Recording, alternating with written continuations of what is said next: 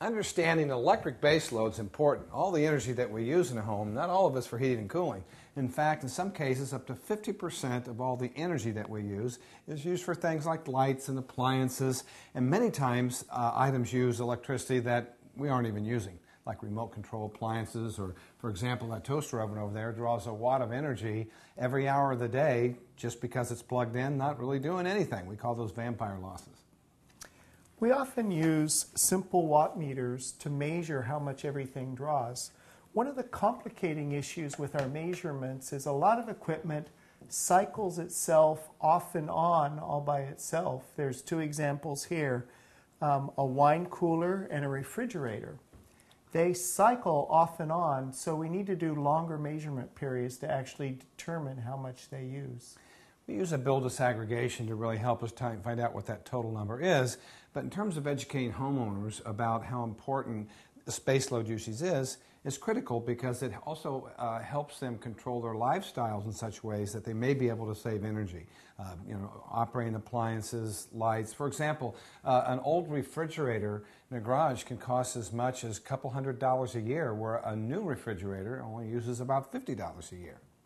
Lighting can be another big energy user in the home. In fact, lighting can account for 8 to 15% on average of a person's electric energy usage. And there's a lot of new technologies with regards to lighting. There's obviously compact fluorescence, and these fluorescent lights now, it's pretty easy to dim those with the right switches. We also have LED technology, light-emitting diodes, and they can also be very efficient. But it's also important as to how we control lights. There's occupancy sensors, things that automatically turn on and off. We can also buy light scheduling switches that actually have timers on them that will turn lights on and off as we need to. When you look at lighting, there's also other areas where lights use energy, and which you might not think of, and that's because they are basically holes in our ceilings. So if this happens to be the attic above us and we have a lot of can lights like we do here, there's a lot of air exfiltration that can go around those lights and get up into the attic. So we pay attention to lighting not only in terms of the energy that it uses to run the lights, but also in terms of it's a focus of air sealing. But in general, what we want to try to do is purchase the most energy efficient lights that we can. One of the other things we need to think about with lighting is that during the cooling season, we pay for our electrical consumption twice. Any energy that things like lighting or charging laptop computers or cell phones, or even our refrigerator, we buy electricity to run those items, and then we have to buy electricity again to run the air conditioner to get the waste heat that they produce out of our homes.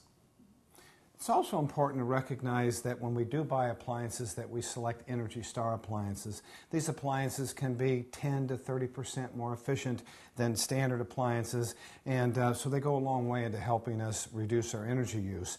Like for example, when we're looking in the laundry equipment, horizontal axis washers or high efficiency washing machines have the capability to extract more water out of the clothes. The average family does about 400 loads of laundry a year, and so that's a lot of energy that we spend just drying clothes. So being able to extract more water out can really reduce our clothes drying energy use considerably. So even in the laundry, there's opportunities to save tremendous amounts of energy. I think probably it makes some sense too to think about entertainment equipment. We actually did some infrared thermography on this TV equipment, and you'll notice here that the television is not even on, but look how much heat is being generated by the stereo equipment as well as the television cable box.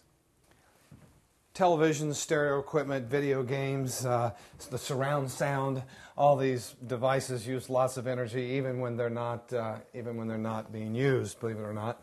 Matter of fact, as you look at this infrared image of this stereo cabinet, you can just see how much heat is generated from all these devices in here. There's a video game, there's a cable box, there's a stereo amplifier, a DVD player, all the typical things that we have. And you can see here by the heat that it's using lots of energy. And one of the bad things is it's all complete waste. The TV's off, it's just generating heat and not doing us anything good. So that is one issue that we always look for during our assessments, is we look for these wasted areas. And it's not just entertainment systems. When we think all the different places in our homes where we have computers, we have video games, we have stereos, we have fax machines and scanners and copy machines that we have in home offices. All these devices are using energy even when they're not turned on. They have some power draw. So I think one interesting solution is to take buy power strips. You plug everything into a power switch, and then you can just turn that power switch off, and it disconnects everything at once. They even have smart power strips. And these are pieces of equipment that basically are a power strip, but they can be computer controlled to turn on and off. They can even have remote controls. While that uses a little bit of energy, it's certainly a lot better than all of the equipment we see, like here, that's hooked up, that's just using energy without even being turned on. Yeah. Shall we go outside and look at another big user, the pool? Yeah, pools are tremendously, can be big energy hogs. Homes that have pools, the pools can easily be the second or third largest energy user in the home. A lot of people aren't aware of just how much energy pools use. And pools use energy in a number of different ways. One, we have to filter the water, and so pumping water requires a lot of energy, a lot of electricity. Second area is heating the pool. So not having a pool cover is a big deal. And then finally, the lighting energy that used to light. Typical pool lights are about 500 watts, and oftentimes they run several hours an evening. When we talk about filtration energy, though, that's really where there's a great opportunity to save lots of energy. This pool is a great example of a retrofit.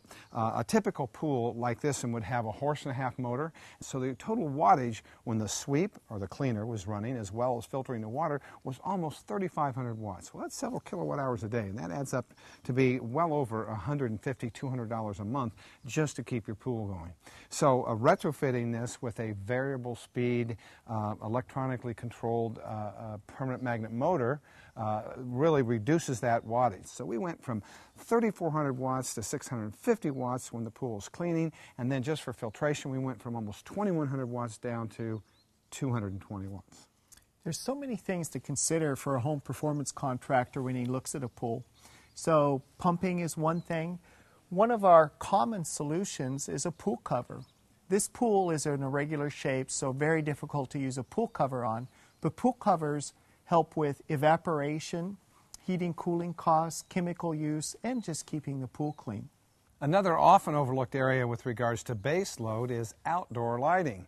It's really important that we have the proper lamps for outdoor lighting that can be much more energy efficient, as well as our control strategy. We don't want to leave lights burning all night long, so whether we have landscape lights that are low voltage or whether we have porch lights, we want to make sure that they have a control system where these things only come on as needed. A home performance contractor has to pay attention to all the base load issues. Things like pools and outdoor lighting aren't a thing he's used to paying attention to, but he has to. It can be such a large part of our overall utility bill. And many of these areas, as I mentioned, are often overlooked. So keep this in mind. It's not just about the box, it's about the bill.